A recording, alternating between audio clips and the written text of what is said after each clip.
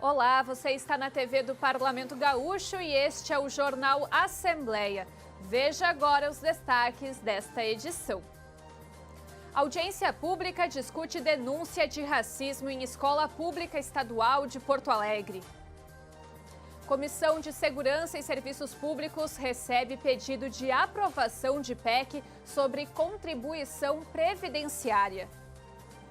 Em outro debate, participantes criticam terceirização da gestão de postos de saúde da capital. E você vai ver ainda. Curtas escolhidos para concorrer ao Prêmio Assembleia Legislativa de Cinema são divulgados.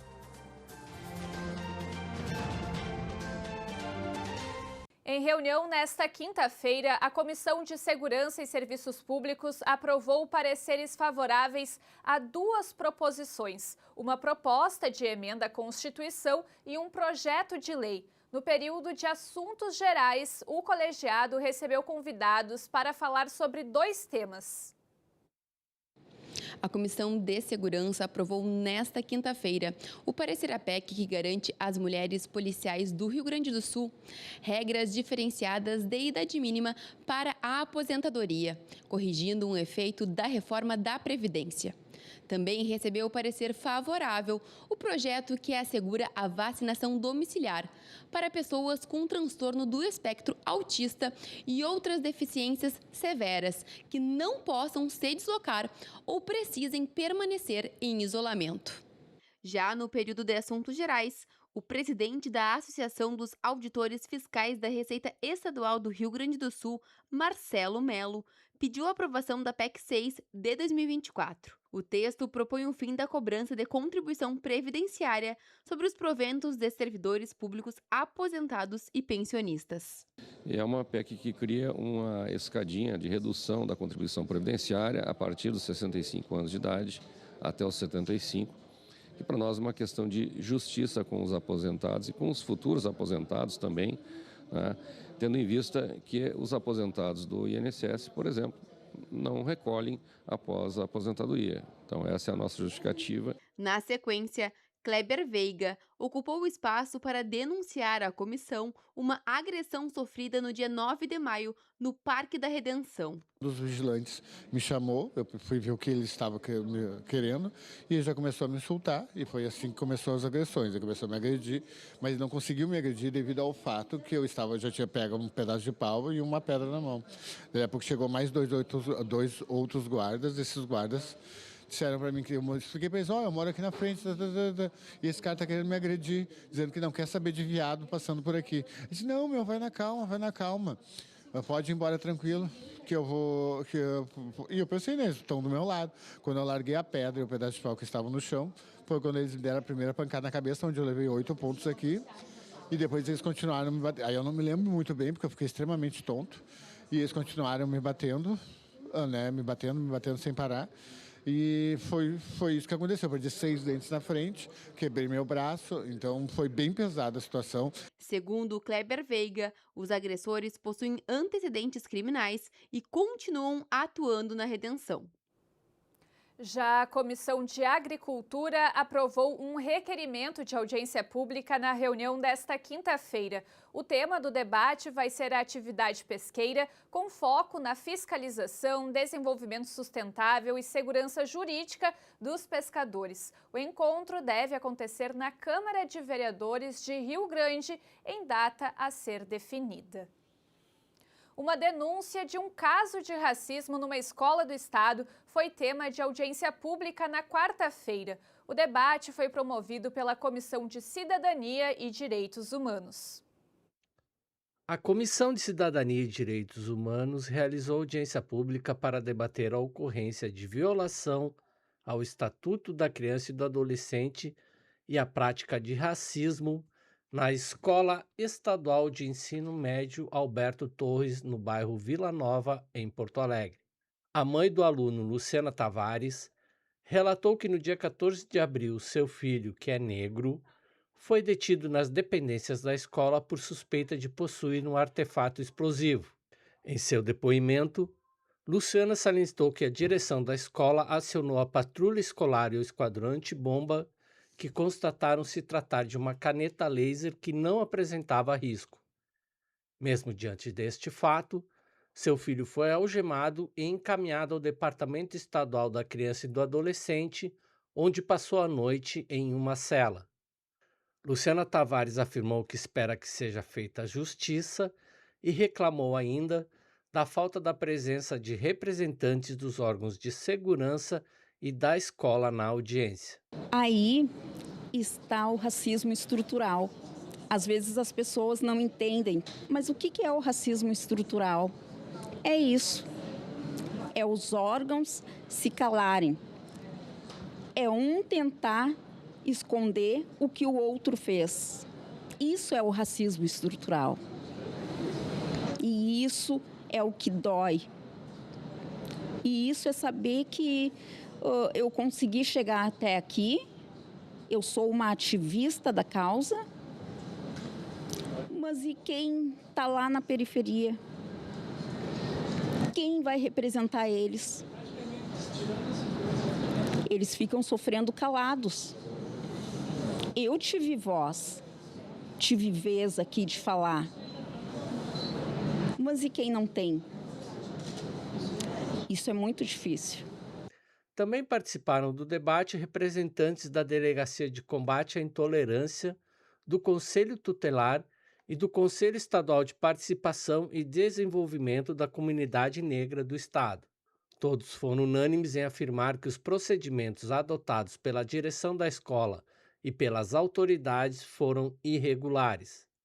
Além disso, integrantes do encontro sugeriram que seja feita a notícia-crime, o que permitirá acessar os detalhes das condutas das autoridades policiais e da diretoria da escola para verificar possível abuso de poder e a prática de racismo. Antes da audiência pública desta quarta-feira, a Comissão de Cidadania realizou também uma reunião ordinária. Durante o período da ordem do dia, o colegiado aprovou 2 requerimentos de novas audiências públicas. O primeiro, para debater a implantação de delegacia de atendimento especializado à mulher na Restinga e no extremo sul de Porto Alegre, enquanto o segundo, com o objetivo de abordar o envelhecimento da população gaúcha e os desafios da proteção integral à pessoa idosa. Nos assuntos gerais, o colegiado viu representantes da ocupação Tribo de Judá, no Lami, que denunciaram ação policial no local na madrugada de 9 de junho, apesar de decisão judicial proibindo esse tipo de intervenção. Já assentados de Eldorado do Sul, reclamaram da falta de providências do Estado com relação ao El Niño, anunciado pelas autoridades climáticas. Em reunião na terça-feira, a Comissão de Educação aprovou o parecer favorável a um projeto de lei no período da ordem do dia. A proposição declara a Festa Internacional do Churrasco e o Festival Dança Bagé como de relevante interesse cultural. Em seguida, o colegiado promoveu ainda uma audiência pública para tratar sobre nomeação de servidores. Na audiência pública foi tratado dos aprovados da cultura do concurso de 2021 da Secretaria de Planejamento do Estado. Dos 3.000 aprovados, apenas os 48 da cultura não foram nomeados. Na última sexta-feira, 21 foram nomeados para cargos de nível superior na área de assuntos culturais e educacionais. Porém, as outras nomeações expiram em outubro deste ano. A Secretaria Estadual de Cultura efetuou um pedido formal em julho de 2025 de nomeação de todos os aprovados, após uma audiência pública promovida pela Assembleia Legislativa. O órgão fez um levantamento da necessidade de servidores para embasar essa solicitação, e o número seria superior aos 48 aprovados. Veio a ser atendido parcialmente nessa última sexta-feira, com a nomeação de 21 aprovados, sendo que somos originalmente 48, então restam 27, e sendo que a necessidade apontada pela Secretaria da Cultura é, inclusive, superior a esse número representado por nós. Então, viemos com esse questionamento, né? Por que esse tratamento diferente? Também na terça-feira, a Comissão de Segurança e Serviços Públicos realizou audiência pública. O tema do encontro foi a terceirização da gestão de postos de saúde de Porto Alegre.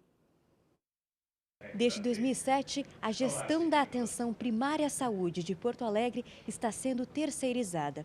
Hoje, a Prefeitura da capital administra 12 unidades básicas de saúde. As outras 126 estão sob a responsabilidade de empresas e instituições privadas que ganharam uma licitação para realizar o serviço. Os dados são do Sindicato dos Trabalhadores em Estabelecimentos de Saúde, que esteve presente na audiência pública da Assembleia Legislativa. O tema central do debate foi a precariedade das condições de trabalho neste modelo. O plenarinho recebeu representantes de diversas outras entidades. O Sindisaúde se manifestou como contrário à terceirização. Para a saúde em si é totalmente prejudicial, porque tu descaracteriza a atenção primária, né? Tu deixa de ter a característica de vínculo, prevenção e cuidado à saúde e passa a ter atendimentos de pronto atendimento, que não é para acontecer na atenção primária. Quando começou a transição, foi se garantido que aqueles profissionais que aceitassem esse salário menor e que tivessem experiência seriam aproveitados. Isso não foi. Vários mandaram currículo, mandaram documentos, indicaram que queriam e que participaram de alguns movimentos contra a empresa foram descartados, tá? No início de julho, o Instituto de Apoio à Gestão Pública assumiu a administração de 38 unidades de saúde da capital. A Defensoria Pública do Estado do Rio Grande do Sul participou da audiência de forma online e alertou sobre falhas jurídicas do processo de licitação. A questão mais imediata, mais direta do edital, especificamente, envolvendo a IAG, com essas questões de prazos, né, que podem ter sido não observados. Então, acho que é, sim, uma batalha legítima, né, do ponto de vista jurídico também, e que bom que as entidades estão se mobilizando nesse sentido para impugnar o edital. E existe, obviamente, a questão de fundo maior e mais preocupante, que é da própria forma como esse serviço está sendo prestado, que, aparentemente, pelo que a gente percebe, por tudo que a gente vê, né, em relação ao assunto, não está de acordo com o preconizado pela Constituição. A audiência pública se tornou palco para um debate sobre estratégias e decisões que garantam um atendimento público de qualidade. A Associação Gaúcha dos Trabalhadores da Saúde reiterou a importância do pagamento de salários justos para os profissionais da área. Nós somos contra a terceirização pela precarização do serviço, não contra os trabalhadores terceirizados, e sim contra a precarização do serviço. Eles não usam esse número X, eles sempre um número menor de trabalhadores. E o trabalho também é mal valorizado, mal remunerado, né? O absurdo deles pagarem 60% a menos do que a atual gestão estava pagando. E veja depois do intervalo. Feira Agroecológica no Legislativo Gaúcho recebe consumidores em busca de produtos orgânicos. E você vai ver ainda filmes escolhidos para concorrer ao Prêmio Assembleia Legislativa de Cinema são divulgados. Nós já voltamos.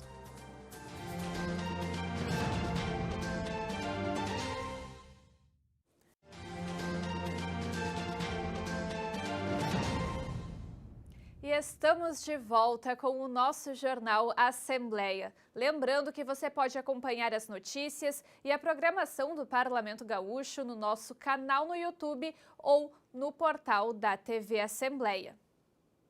Na segunda-feira, a comissão especial que acompanha a qualidade dos serviços prestados pela Aegea Corsã realizou a terceira audiência pública em Porto Alegre. O objetivo do encontro foi ouvir os órgãos responsáveis pela regulação e fiscalização dos serviços de água e esgotamento sanitário no Rio Grande do Sul.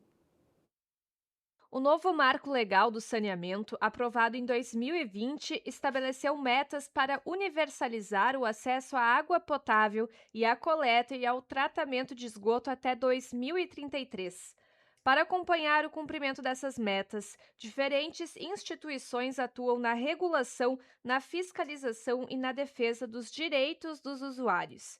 Entre elas está a Defensoria Pública, que recebe demandas da população, especialmente de pessoas em situação de vulnerabilidade.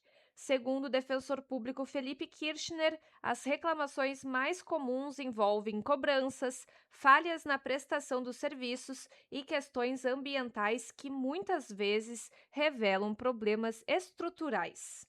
A gente atua basicamente nessa seara das demandas coletivas e estruturais, né? E os colegas da ponta ficam com as demandas que são mais regionalizadas. A gente tem ações coletivas manejadas em Passo Fundo, né? em Torres. Então o núcleo fica nessa articulação, é um pouco dessa realidade que a gente vai passar aqui para a Assembleia, até para contribuir, para ver como é que a própria comissão pode, a partir do nosso olhar, desenvolver as suas atividades. Outro órgão ouvido pela comissão foi a AGESAN-RS, responsável pela regulação dos serviços de saneamento em diversos municípios gaúchos. A agência informou que já realizou mais de 13 mil atendimentos a usuários. É uma regulação econômica, uma regulação fiscalizatória. Nós fiscalizamos as concessões e mais autarquias e serviços municipais do Rio Grande do Sul.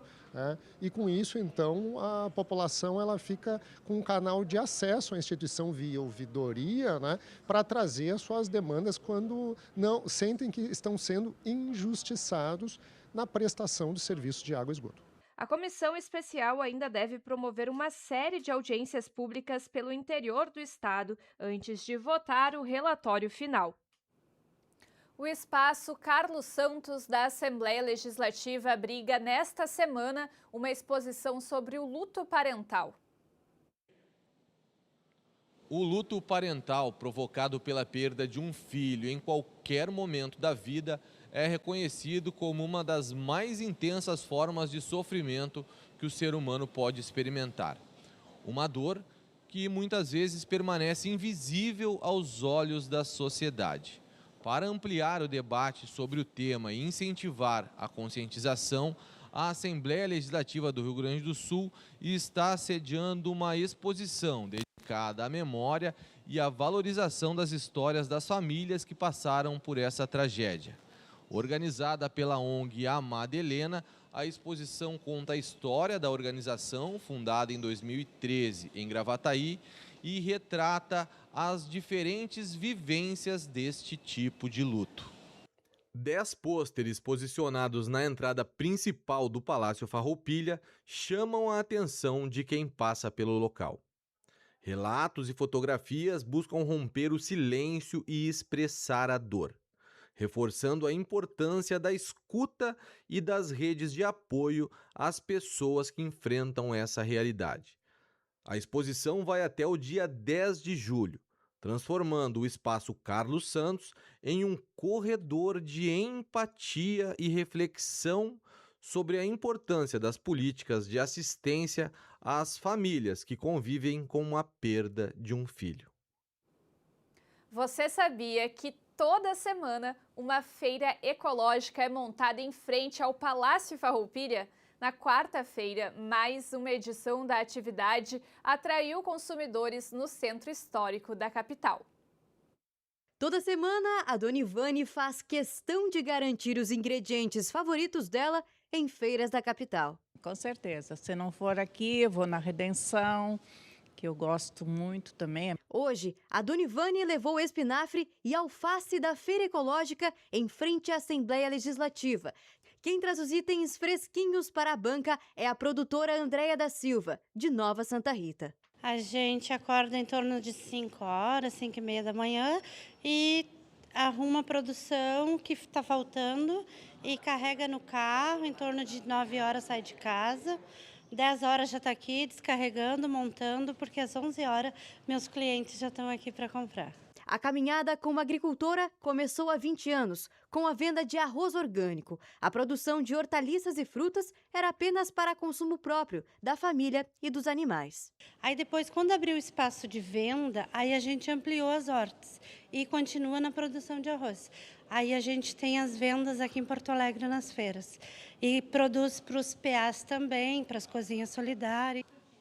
A feira oferece produtos orgânicos certificados e das mais diversas variedades. O ramo de hortifruti costuma ser o mais característico nas feiras de bairro. Mas aqui em frente à Assembleia Legislativa, você pode se surpreender com os wafers da Stella, salgados e doces, todos sem glúten e sem lactose.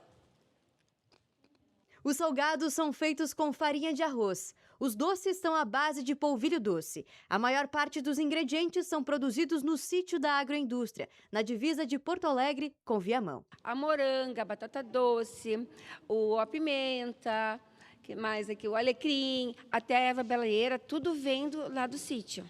Aqui nos doces, o que vem do sítio? A banana, né, e a goiaba. Os demais, no caso, o açaí eu compro de um colega de outra feira, né? E o amendoim também vem de fora. O resto tudo a gente tem no pátio. Né? A Stella divide com o marido a participação nas feiras. O casal produz de domingo a domingo, mas o foco do trabalho é até a sexta-feira, para ter uma grande quantidade de wafers para vender nas feiras ecológicas do fim de semana, que tendem a receber mais consumidores na capital. A nossa agroindústria, ela é pós-pandemia, porque o que aconteceu? Na pandemia, até a pandemia, nós fazíamos pães, bolos, cucas, biscoitos, tudo sem glúten, só que a validade era de 7 dias. Com a validade pequena e não tendo público para vender na pandemia, a gente teve que se reinventar de um dia para o outro. Na primeira semana de pandemia, os produtos praticamente não tiveram saída. Foi quando a Stella e o marido se reuniram para criar novas estratégias. O conhecimento do curso de panificação que a Stella realizou alguns anos antes foi fundamental para essa virada. E eu sabia que a durabilidade, quanto mais fino, quanto menos água tivesse, né, atividade de água, mais tempo de durabilidade. Então, apostei em fazer esses wafer, que na época não era desse jeito, não. Eles eram umas casquinhas, né, que a gente até aproveitou uma máquina de fazer torradas, né, que a gente começou a fazer as bolinhas e começou a ligar para os clientes. Olha, a gente tem um produto novo, lançando assim, traz para a gente conhecer, E aí, de repente, aquilo virou um boom. Sabe? Tanto é que pós-pandemia a gente não voltou mais a produzir pães nem cucas, só ficamos aumentando cada vez mais os sabores, né? Até hoje, a Stella segue produzindo apenas os wafers. A procura é tão grande que não tem como dar conta de outros produtos. Todas as bancas da Feira da Assembleia vendem exclusivamente alimentos orgânicos, ou seja, produzidos sem o uso de agrotóxicos. Porque o orgânico é saúde. Não tem veneno. Quem consumir orgânico vai gastar muito menos na farmácia. Vai desafogar o SUS. Então, a gente cuida do corpo para ter saúde para frente.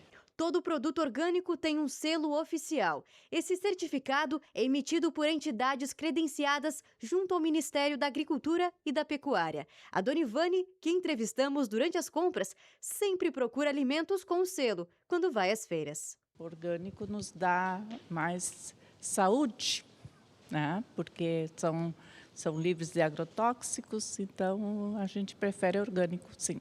A feira acontece todas as quartas-feiras, em frente à entrada principal do Parlamento Gaúcho. O endereço é Praça Marechal Deodoro, número 101, no Centro Histórico. Os produtores agroecológicos recebem o público das 11 horas da manhã até às 6 horas da tarde, ou até quando durarem os estoques. Preço justo e sabor garantido. Os curtas escolhidos para concorrer ao Prêmio Assembleia Legislativa de Cinema deste ano foram divulgados na quarta-feira em coletiva de imprensa dos organizadores do Festival de Cinema de Gramado. Os vencedores do concurso, em 12 categorias, vão ser anunciados em cerimônia na noite de 16 de agosto. Os 18 concorrentes deste ano ao Prêmio Assembleia Legislativa de Cinema são: Procura-se Ator, de Ayrton Tomazoni e Laura Lauterti, de Imbé e Tramandaí. O Acumulador de Memórias, de Camisla, de Pelotas. Banho-Maria, de Gabriel Facini, de Porto Alegre. Batidão de Botas, de Camila Santos, Daniel Galupo, Esther Costa, Maria Eduarda Bandeira e Estela Mali, de Pelotas. Braço Forte, de Rubens Fabrício Anzolin e João Fernando Chagas, de Pelotas. Claudete, de Gabriela Coppi, de Santa Cruz do Sul. Coisa Ruim, de Lucas Tergolina, de Porto Alegre. Drunken Car, de Brunella Martina, de Garibaldi. Elisete Tem que Casar, de Gabi Buffon, de Caxias do Sul. Estátuas Também Morrem, de Thaís Fernandes, coprodução de Brasil, Hungria, Portugal e Bélgica. Grão, de Gianluca Cosa e Leonardo da Rosa, de Rio Grande. Manjericão, de Rafaela Serafim Maciel e Eric Pauli, de Xangri-Lá. Misândrica, de Cali Breder, de Pelotas.